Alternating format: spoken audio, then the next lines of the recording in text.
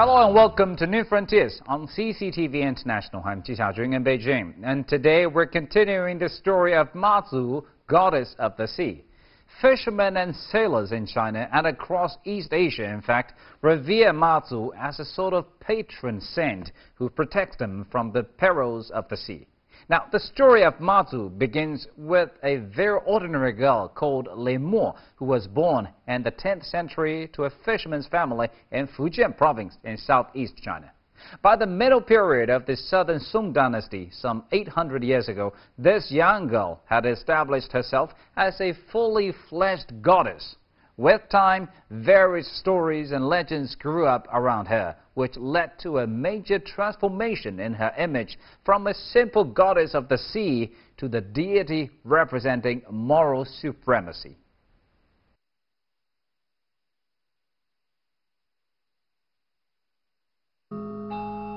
From lady to imperial concubine, Lin Mao was by this time at the height of her powers. But even in the divine world, there was a tendency for the female to still become inferior to the male. According to the ranking of deities in the Song dynasty, a male god was given the title of king, and the female that of imperial concubine. Although the rankings were supposed to be equal, the fact was there was a huge difference in the sacrificial rites they were accorded. Local officials of the southern Song dynasty usually presided over the sacrificial rites for Tongduan, who was a god king. But no such honor was afforded Lin Mao. Compared with Tongduan, who was given high official recognition, Lin Mao, or Mazu, was much closer to the order. This is a sign of how feng shui has changed with the times. The start of the Yuan dynasty heralded a rapid decline in the worship of Tongyuan. The Yuan imperial court prohibited the use of imperial silver in sacrificial offerings to Tongguan. One poet described the decline of Tongyuan thus: on the platform, the apes lean in mourning, on the seats perch the birds, starving. With the god's glory now a thing of the past, the broken walls were left to the scavenging apes and birds. In contrast was the fate of Mazu at this time. In 1281 AD, Lin Mao, or Mazu, was awarded the title Empress of Heaven by Kublai Khan. In the following decades, she was given various other titles. Eventually, her title would contain 12 characters, which was significant because it was more than the Song dynasty itself. But why would the Mongolian Yuan imperial court have held her in such esteem? Why would Kublai Khan have turned his back on Tongguan? The simplest answer is that he opposed anything his enemy had supported. In other words, Tongguan was too closely associated with the Song dynasty. The Mongol emperor, having just seized the lands from the Han people, would have wanted to erase all references to the previous dynasty. But that doesn't explain why Mazu, a Han goddess of the sea, should have been chosen for special reverence. In fact, the reason was to do with the enormous profits being earned from the overseas trade that passed through Zhuangzhou. Just like the Song emperors before him, Kublai Khan also had a very practical attitude towards wealth. Under the Yuan dynasty, China would become a greater trading power than ever before. The law of foreign shipping of 1291 contained explicit policy guidelines for encouraging trade. Everyone, from officials to ordinary merchants and the wealthy, were permitted to own a ship and trade with it. In practice, trade was conducted by Mongolian investors through businesses managed by the Sumu people and using ships manned by the Han people of southern Anhui. Hans constituted the main body of followers of Mazu. Considering the potential profits to be made from maritime trade, they must have been very keen to have a popular goddess of the sea. So, Mazu was chosen despite her strong association with the previous dynasty and with the Han people. In fact, her status was raised when she received a new title from Kublai Khan, Empress of Heaven. In the Song dynasty, adding the characters Tian, or heaven, in front of the title imperial concubine signified much greater honor.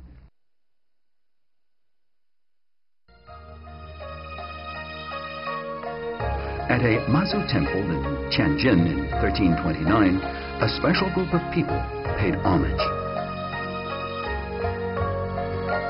As an imperial embassy of the Yuan dynasty, they had started their journey from the imperial capital, traveling in a style of such grandeur that had never been witnessed before. The embassy was led by Buniyashili, one of the emperor's favorite ministers, and Sung Bun, an official with the imperial college. As imperial envoys, they made an elegiac address to Mazu at the temple on behalf of the emperor. Their journey was long and hard. They passed through Huaiyan, Suzhou, Langzhou, Shaoxing, Huangzhou, and Fuzhou, before finally reaching Chuangzhou. Their journey of nearly 10,000 li took them more than 6 months to complete. In that time, they visited 15 temples of Mazu. But why should the Yuan emperor have been so concerned about honoring Mazu? It was because of the location of the Yuan capital, Beijing. Lying so far from the coast created problems with the vital issue of food. Maintaining the numerous administrative organs of state required an efficient transportation network linked to the capital. By the middle period of the Yuan dynasty, a comprehensive network of maritime trade routes had been established. During the reign of Emperor Qianli, the transport capacity rose from 2 million to 3 million dan, enough to feed the capital and its military garrison. However, in 1329, the grain ships experienced several disasters, resulting in huge losses to the food supply. The losses amounted to the total shipments for all of the previous 5 years. It was in response to this devastating disaster that the emperor appointed the imperial envoys to visit the temples of the Empress of Heaven. The imperial envoys, on behalf of the emperor, performed an elegiac address at 15 temples.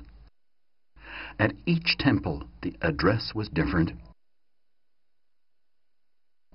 Although those made at the Meizhou and Chuangzhou temples were particularly elaborate and magnificent. The people's livelihood depends on her saving grace. The empire rests on her assistance. There will be an eternal feast with people singing, "May Taoism be passed down for millions of years." In little more than 20 years, such sacrificial rites were held on 5 occasions. Thus was the status of Mazu, goddess of the sea, raised to unprecedented heights. The last title given her by the Yuan dynasty was Empress of Heaven, protector of the country and the people.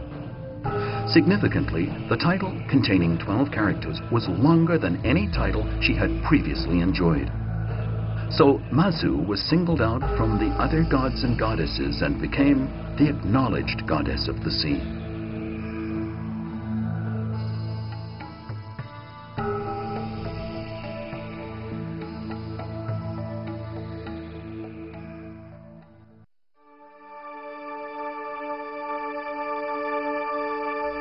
A powerful witch in the northern Sung dynasty, Ling Mao, who would become Mazu, was chosen for deification by Emperor Huisong. And then, in the Yuan dynasty, she was raised above the other gods and goddesses and revered as the Empress of Heaven. However, with the arrival of the Ming dynasty, her popularity began to wane. Her temples were pulled down and her statues were destroyed. Would Mazu, goddess of the sea, ever be restored to her former glory? Zhu Zhe, an imperial censor of Ming dynasty, recorded the destruction of her temples. The temples were stripped bare and her statues destroyed, the massive beams and columns removed. Zhu Zhe was like Mazu from Puqian. He was, however, an atheist who gave his full support to the destruction of her temples. In his writings, he rejected the idea that she was the goddess of the sea, insisting that the belief was born in the superstitions of ignorant villagers. He described as lies the claims that she came down to earth and performed miracles.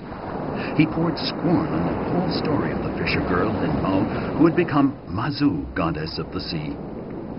He argued that if she could not save her own temples and statues, how on earth could she stride over the seas to rescue sailors miles away? The fading belief in Mazu manifested itself in her shortened title. Throughout the 300 years of the Ming Dynasty, she was granted official titles on just 2 occasions.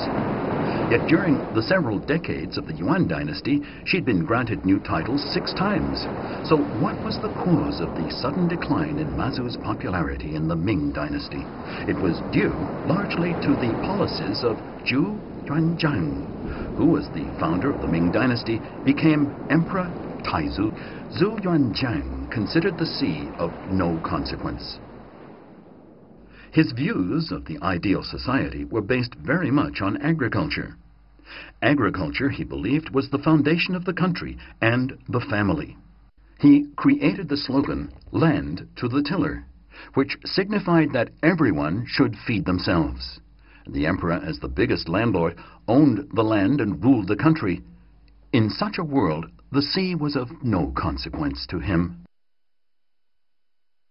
Moreover, trade had to be kept to a minimum. Even peddlers were outlawed. The emperor's intention was to reduce social mobility and eliminate unstable elements. Overseas trade he considered a poisoned apple, despite the great wealth it generated. The lure of this potential wealth was, however, sufficient to fuel revolt against his rule, although the emperor was alert to the potential threat. And so, in the Ming Dynasty, the guidelines were established for China to pursue a policy of isolation. This would have a profound influence on policy making even after the Ming Dynasty's demise. And since the sea was inconsequential, the goddess of the sea's status was diminished.